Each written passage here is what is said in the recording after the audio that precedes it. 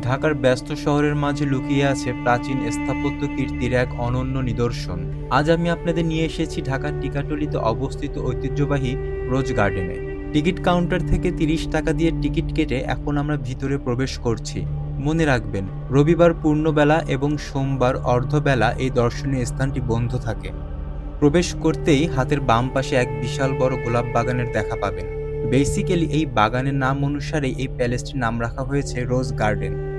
এই প্যালেস শুধু স্থাপত্য শিল্পের এক অনন্য নিদর্শনই নয়, এটি একটি অপমানের বদলা এবং আত্মসম্মানের প্রতীকও বটে। ঋষিকেশ দাস ছিলেন ঔপনিবেশিক আমলের একজন সমৃদ্ধশালী ব্যবসায়ী। সাধারণ পরিবারে জন্মগ্রহণ করলেও তার স্বপ্ন ছিল খ্যাতি ও মর্যাদা নিয়ে বেঁচে থাকার। কিন্তু জমিদার নরেন্দ্র নারায়ণ রায় চৌধুরীর বাগানবাড়ি বলদা গার্ডেনে এক জলসায় উপস্থিত ঋষিকেশ দাসকে নিম্নবর্ণের মানুষ হওয়ায় অসম্মানিত হতে হয়। এই অপমানের বদলাস্বরূপ ঋষিকেশ দাস ১৯৩০ সালে প্রায় ২২ বিঘা ভূমির উপরে পুরান ঢাকার একেএম দাস লেন টিকাটুলিতে একটি অত্যন্ত জাঁকজমকপূর্ণ কারুকার্য খচিত নয়নাভিরাম বাগানবাড়ি নির্মাণ করেন।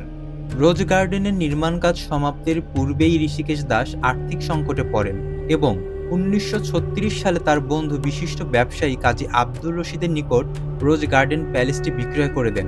তারপর এই ভবনটি রশিদ মঞ্জিল নামেই পরিচিত ছিল। ১৯৪৪ সালে রশিদ সাহেবের মৃত্যুর পর তার জ্যেষ্ঠ পুত্র কাজী মোহাম্মদ হুমায়ুন বশির এই প্যালেসটির মালিক হন।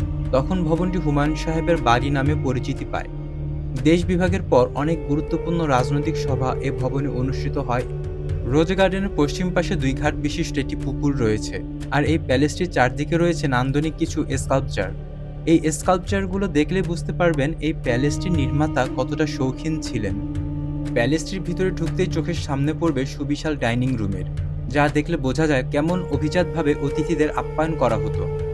দ্বিতীয় তলায় কাঠের সিঁড়ি দিয়ে ওঠার সময় সিঁড়ির উপরে বিছানো লাল গালিচা দিয়ে যখন উপরে উঠবেন, তখন এক রাজকীয় অনুভূতি আপনার ভিতর সঞ্চার হবে। দ্বিতীয় তলার সদর দরজা দিয়ে ভিতরে ঢুকতেই চোখে পড়বে পুরানো রাজকীয় সকল আসবাবপত্র। শুধু আসবাবপত্রই নয়, দেয়ালে লাগানো পুরাতন স্টাইলের ল্যাম্প এবং ঝাড়বাতি পুরো জায়গাটিকে আরও ঐতিহাসিক ও রাজকীয় অনুভূতি দেয়। এই সকল আসবাবপত্র ছাড়াও প্রাসাদটির ভিতরে এবং বাহিরে যে সকল কারুকাজ এবং নকশা করা হয়েছে তা প্রমাণ করে যে তিনি কতটা সুরুচিপূর্ণ ছিলেন। ১৯৮৯ সালের ২১শে ডিসেম্বর থেকে এই প্যালেসটি প্রত্নতত্ত্ব অধিদপ্তরের অধীনে রয়েছে। আজকে আমরা দেখলাম ঢাকার ঐতিহ্যবাহী রোজ গার্ডেনের সৌন্দর্য আর জানলাম ইতিহাস। এমন আরও ব্লগ দেখতে আমার চ্যানেলটি সাবস্ক্রাইব করতে ভুলবেন না। আজকের মতো এখানেই শেষ করছি। আবার দেখা হবে নতুন কোনো জায়গায় নতুন কোনো গল্প নিয়ে।